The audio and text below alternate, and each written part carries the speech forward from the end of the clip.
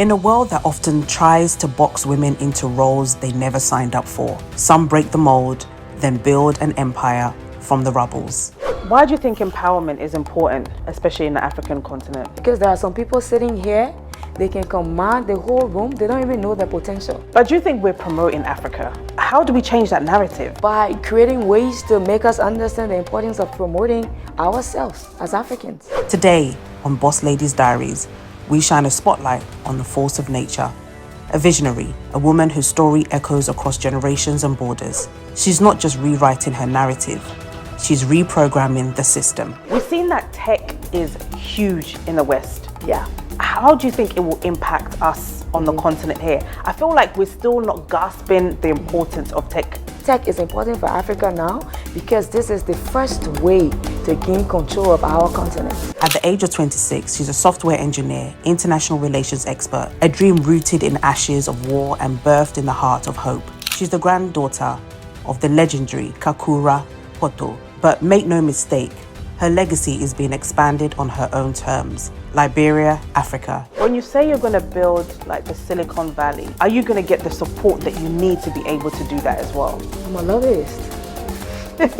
You're going to make it happen. Exactly, I'm a lobbyist. Meet the powerhouse, the unstoppable creative storm, Stephene Audrey Kpoto, aka Stephanol, the Liberian powerhouse building Africa's Silicon Valley. Let's talk power.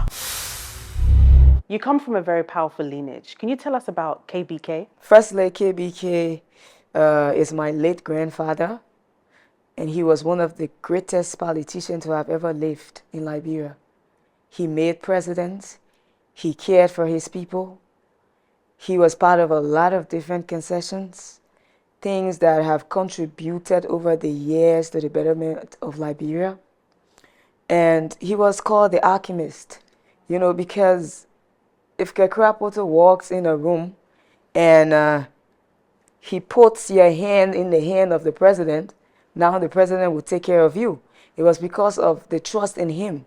And he was very smart when it comes to business.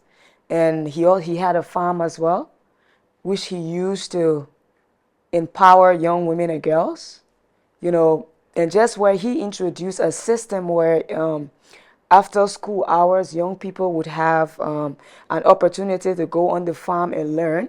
I think recently some politicians in Liberia tried to copy that or bring it back because, it helped a lot where young people coming up can have some money to do some work. You would learn agriculture and so much more. But also he was president pro tem of the Liberian Senate. Yeah. And then also my grandmother, Beatrice Poto as well. She worked with the Senate for 25 years. Yeah, so politics is in the blood. It's in the blood. But even now, wherever I go, I didn't get to meet him because he died whilst I was 2. But I'm very inspired by him. Just hearing the story. Anywhere I go, when people ask me, who are you? The granddaughter of Kerkula Poto. Businesses, politics, and, what have you. It works smoothly because of his legacy. And he helped a lot of people. There's a lot of ministers I met in recent times or back in the days that, were able to do things smoothly with me because of the help of Kerkula Poto. So I looked up to him, and with his story, how inspiring it was, I believe that, I'm here to do so much more. Coming from Kerkula Poto, I believe, I could do something better for the generation, and complete the legacy, because he did not get to the presidency. He was poisoned. Sadly, yeah, he died. And then there was so much dreams and hope for the young people. So now you would understand why I have been working in these lines. Yeah. Exactly. Yes. And do you think that your grandfather's story has had an impact on your life in terms of everything that you're trying to achieve yourself? No, exactly. It have, in every way, even things he faced in the end, are things I have seen in my younger years, the betrayals after doing so much for your country. That's why even my brothers in the family would say, you're female, but I think it's like Kerkula Poto is back. Yeah. And my mom told me as well, when he died, I was 2. I was sleeping in the room. Where I was sleeping, the door was slamming up and off and on, night and day. Exactly. So she also like reminded me, I guess maybe it's something your grandfather wants you to complete. So coming up, I already knew because I always gave back as a young person. I didn't have much coming up. We are from a very rich family, don't get me wrong. But with Africa, a lot of things happen, and then, the segregation and so forth. So I had to come from the ground up. Then my mom, she would sell to take care of me and so forth. And then before I even started working with all of the eminent women, but we'll come to the story. But, I felt like it was my soul urge to give back, to touch people's lives, And coming from the line of my grandfather, his story, how he gave so much of himself, to better people's life. And then with all the betrayers, I feel that maybe I should be the one to set this record straight, That's amazing. Exactly. You're also known as Stephanol. Exactly. What does that mean? Where did you get that? Where did that come from? Yeah, there's a Greek version to it. But coming up, I had a teacher in high school. I was always commanding the room. There was this charisma about me. When I step into the room, even in high school days, people would just stick to me. And then so he says, Stephanol, and I just added the L so that it sounds better. The Stephanol, exactly. Yeah, because it means honor, glory, greatness. Wow. Exactly. Wow. Exactly. So that's how all of my friends call me. And then I took it on. Wow. Because, of course, it's represented. Of course. Right. I love it. Mm-hmm. From war recovery to youth advocacy, right. What was the moment in your life where you knew that I was born for this? 11, 12, I already knew that I was born for this because there was this, like I told you about the story with my grandfather. Right. There was this in the back of my head that I had to do something to give back to people. But mainly, there was a touch of light on that. I remember when I was between 13 and 14 years of age. I was coming from school, and there was this eminent personality in society, Councillor Chesson Ray. You know her? Yes. I'm sure you know who she is, okay? Yeah, and I was always seeing her on TV, and she was managing the Angie books and stuff.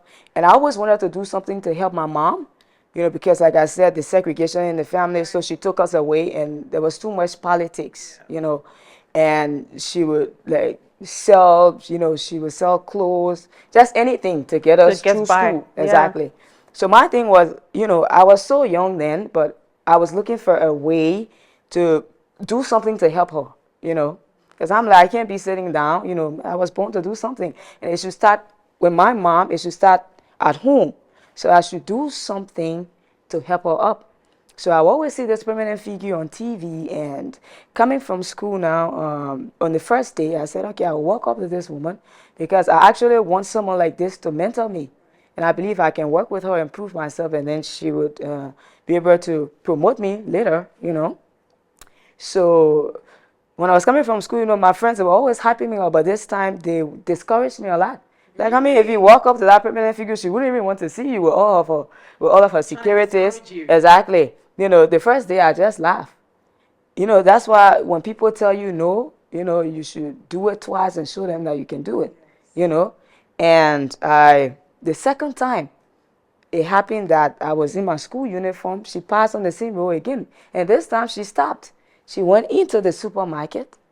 And when she went into the supermarket, I decided to make a move again to go there. My friends did the same. I'm like, no, I'm going there. And I told God, I'm like, it starts here. If I'm actually meant to do something to have influence and impact on people, including young people, she would listen to me. And I will work together with her, and I will be able to make her proud. And you, God, empower me to be able to help my mom, and you will see what help I will do for the generation. Wow. Of course. That's what you said before going, wow. Yes. So I walked up to the car. There was the driver in the car. She was in the supermarket still. I think there was another person in the back of the car. And I draw very well. I could sit and draw you. Wow. I'm also very artistic, and I read poems as well, stories as well. Yeah, so I had a book of drawings, fashion designs, and all of those things. So I just took it off, put it in the file. I was holding it. And I went to the car. She was in the supermarket. The driver said, okay, just take my number with another person in the car. I think it was a finance man or something, because I got to know them later, of course. And no, you can't see the old man now. You're not on appointment and blah, blah, blah. And then it happened that she was coming out of the supermarket. I just ran to her and started talking to her. I said, I'm very inspired by you, and I want to work with you. I would appreciate it for you to mentor me. I'm always seeing you on the TV. I see how you give back to society, because she was one of the prominent figures, always doing things, for people, young people, the country, and so forth, with the presidents, the would-be's, So she looked at me for long. She said, okay, let's walk to the car. We went to the car. We went to the car, exactly. And then I showed her all of my artwork and stuff. Wow. And then she said, you're too young. You think you can, for the mentorship, that can be arranged, that can happen, because I mentor young people. But you're too young, do you think, how will you leave school, you're still in high school, to work with me? I'm like, it's because I want to help. I want to give back. I want to help my mom. I see her struggling so much with me. I believe God sent me here for a reason. I should be helping her. I guess that's what touched her. She's like, okay, there's this lady who approached me, and she's into fashion and arts. You will start with her, and then let's see how far it goes. And then I will grant you the opportunity to work with me after school. So it worked.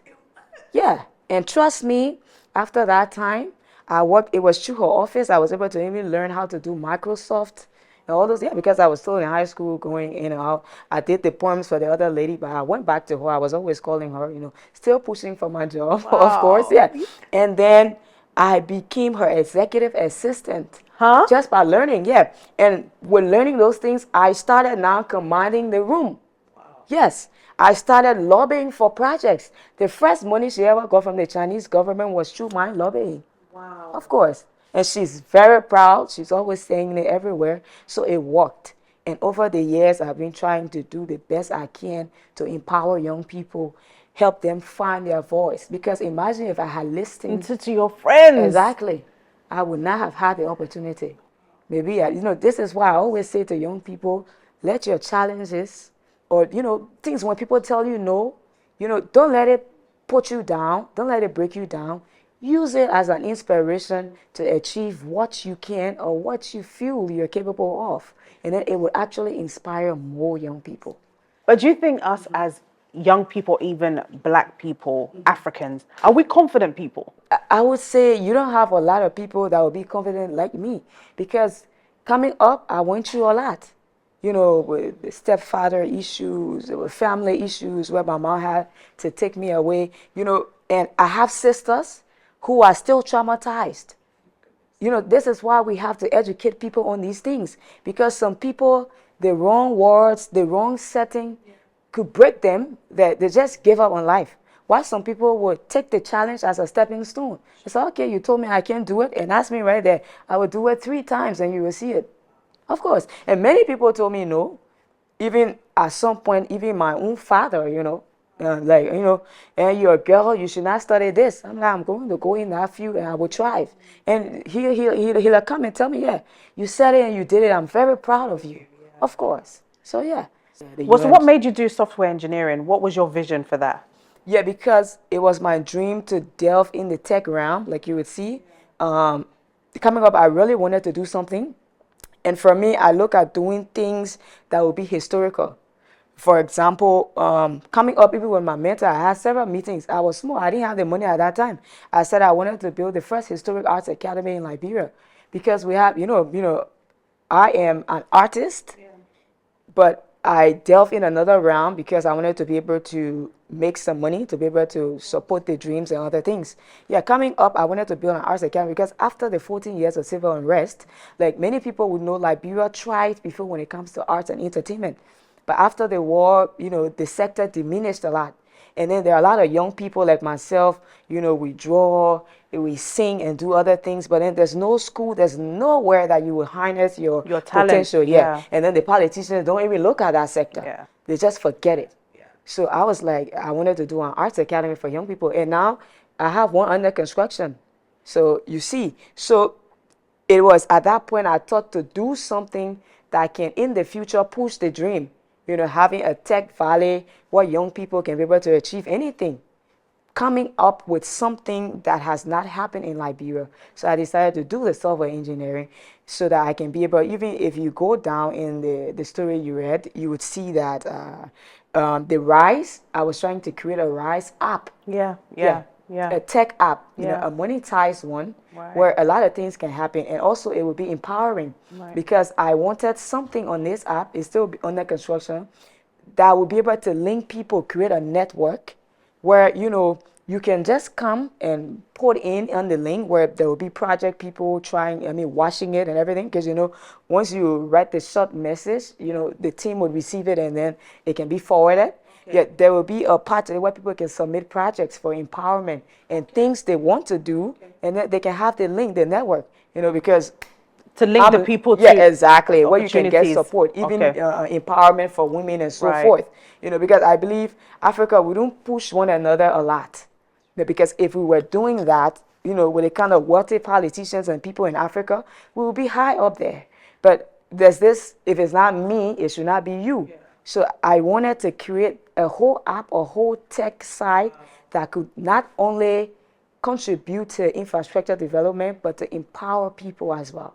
Because you don't know what Africans around the world are facing, so they can be able to reach out and get that link. Even outsourcing and a whole lot was planned for that, but it's still under construction. Wow, that's amazing. So that's something that we can look forward to. Exactly. Yeah. It's coming. Okay. Yeah. Hey, well done. Exactly. So after you did the software engineering, what was next in your journey? Okay, after I did the software engineering, and then I started moving up, you know, because from counselor now, I started doing a lot of job. I was seconded to the Painesville City Corporation. I was special project officer because, you know, I had grown so much in the lobbying business. So I was, the champion of funding at the Painesville City. Yeah, and there were a lot of projects I worked on. So I was actually doing the software engineering whilst I was working at PCC. It was after PCC now I went to Europe after the transition to further my study, and I did master's too in international relations and security studies. So I started moving with the UN, you know, my little links, building them up, still empowering young people.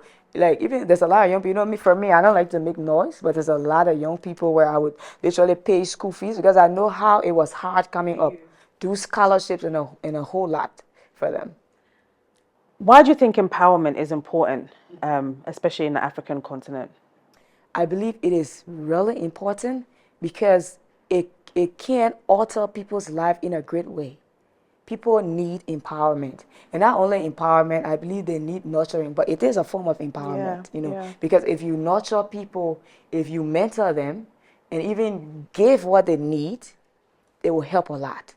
And for Africa, I believe it is really, really important because there are some people sitting here, they can command the whole room, they don't even know their potential.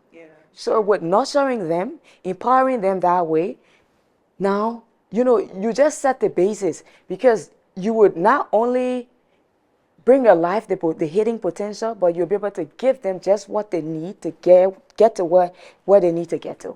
Exactly. You've been on global stages, from the US State Department to other major stages. How has that grounded you? For me, I'm a very humble person.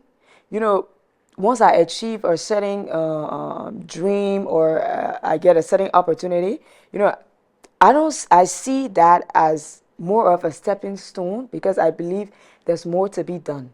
You know, it just propels me for more. You know, it keeps pushing me because I believe, there's always more. Mm-hmm. So let's dive into RISE. What is that about and what does it mean? It stands for Rigorous Innovative Solutions for Excellence. Because it's a company that I created, and it was meant to promote young people, let's say young and old, you know, through technology, arts, and entertainment as well. And also the reason behind RISE, you know, I also write a lot. I wanted to use that as a creative means to build a world where our stories would direct our generation. Because you can't imagine how much, even now this story, I guess it would inspire young people, a lot of young people. You can't imagine how much our stories and things that happen, even coming up with creative ways to show more like the Nigerians and the Ghanaians are doing, through film, through arts, through entertainment, through tech, to empower the generation. So that was why I came up with Rise. And also with the Rise, as we discussed earlier, the app is under construction. That was under Rise, like the Rise app, mixing technology with infrastructure development and creativity. So it's just about tech, art, content, and empowerment. That's amazing. Thank you. We've seen that tech is huge in the West. Yeah. How do you think it will impact us on the continent here? I feel like we're still not grasping the importance of tech on the continent. Yeah. Well, I think it will actually help us because before I come to that, it's something I was really looking at, us having control of our own technology and not relying on the global ones. And Africa is a very beautiful continent. We have very beautiful ways we speak, very beautiful ways to promote our culture. I was also looking at under the Rise app, there will also be a component where you can have a communication portal and also African feel emojis, the way we speak, so that we can understand and connect with one another. And I believe it is important, tech is important for Africa now because this is the first way to gain control of our continent. Because if they can't watch us, they can't infiltrate. It's true. I shouldn't be saying this, yeah, right? No, but it's true. I mean, we should have our own Facebook. We should be having our own X. It will help to promote our culture, even increase the beauty of it, even dialects and other things. Absolutely. Yeah. And now we just respect what's Western. Because if the young children growing up, grow up to feel and understand the beauty of our culture, through tech, through arts, through whatever we do, they will grow with that patriotic spirit. Absolutely. Exactly. But do you think we're promoting Africa as Not Africans? Not enough. We're promoting more of the West than us ourselves. Exactly. How do we change that narrative? By creating ways to make us understand the importance of promoting ourselves as Africans. That's why I always go down to the point where nurturing, educating people on these things. Some of them just don't know the importance, while some know and just use it for their own benefit. So if it's not about self, we can stand together as one Africa. When you say you're going to build like the Silicon Valley, are you going to get the support that you need to be able to do that as well? I'm a lobbyist. Right. She's going to make it happen. Exactly, I'm a lobbyist. I love it. Yes, sure. Let's talk about your book. I didn't go to school for drawing or writing. You didn't? It comes naturally, and especially it comes more when it rains. When it's raining, you get inspired, like things that I get inspired. Wow. I just write, and I will write for hours until I'm done. Wow. And sometimes when I read the story, I'm like, wow, did I write this? Exactly. Was that me? Yeah, did I write this? Right. And you see, the mark of destiny, it was like I was writing the present in the past. Because that story, everything written in that story, it happened to me. Yes. The story is about a young girl coming up, trying to do something better. But, she was faced with a lot of envy, jealousy, and so forth. Okay, before I get by, let me just state the importance of the story for young people. It tells you that, there's always God's mark on your life, no matter who you are, where you are. And no matter how people try to dim your light or try to put you down, just look up to God. Because even death or whatever, it cannot stop you. And this happened to me. People say I'm a young person thriving, but they don't understand. The journey where you want through. Exactly. Yeah. I've been on life support. My heart stopped. Oh, wow. For 4 hours. Oh my goodness. Of course. The doctor told my mom, he said, you will be paying per hour now because I was swelling. Of course. So that was God telling me. I came through. But that was God telling me, just like the story, the mark of destiny, all of the impediments, even if your heart stops, I am God. I have a purpose for you. I'll wake you up. Exactly. You must achieve it. Fulfill the destiny. Exactly. The mark of destiny. Wow. And that story, this girl in the story, I wrote this story almost 10, 15 years ago before this happened to me. Of course. I was still in high school. I wrote this story. Yeah. So this girl in the story was killed by someone close to her. And she was raised. She came back and she thrived more. My goodness. Of course. But the thing behind the story was like, you know, you have to look up to God. Don't even look at the impediments or anything that's trying to stop you. Because I have faced a lot. I just thank God that people now, I'm linking or, you know, connected to people who I know are there for me. Because it has been a hard journey, you know. I have, you know, because of the success, you know, I've been around a lot of politicians, a lot of people who would just laugh. And again, like what you were saying, people I looked up to that tried to destroy me. Yeah. A lot happened. Yeah, of course. So that happened to me. It was after that surgery I decided to forward the book to a company, and it will be on Barnes and Nobles and everything. And I intend to launch on, you know, more than 30 countries. Yeah, just because I want the story to go around. Exactly. Yeah. I paused it because I'm doing a few things now with the UN. Okay. Even we have a trip coming up to the one in Australia. Okay. So that's the motivation behind this story. But I would say it's something divine. Wow. Because it just came to me. But at some point in my life, I started looking back. I'm like, this is my story. Yeah. This is my story. My goodness. I lived it, every moment of it. Everyone. From the betrayal with friends, with some that I looked up to. Because, you know, at some point, and, you know, God just led me back.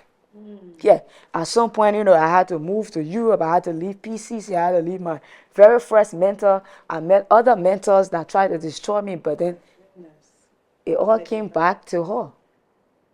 And she's still there doing the guardians and so forth. So with God's mark, and it's about you too. That's what young people need to know. Only you can give the devil permission to destroy you. Like the story of Job is clear, it's right before us. But these things had to happen to open my eyes to understand them. Why do you think the devil came to God and said, okay, have you seen, I mean, God told the devil, have you seen my servant Job? And the devil said, oh, you know, yes, you gave him wealth, you gave him this and that and blah, blah, blah. And of course, he said he would take everything, if God takes everything from Job, that Job will not be that loyal. But you know how it tells us that we give the devil or people who are trying to put us down permission to harm us. Sure. If Job had listened to his wife and cursed God, he was right out straight up going to give the devil the permission to destroy him, because God said, don't touch his life. Yeah. Take everything. God did not give the devil or people trying to bring us down power to take our life or to take something important from us. We give them the permission. So this story tells you, you have power. Not death, not nothing, not obstacles can stop you. Keep going and God will manifest his purpose in your life.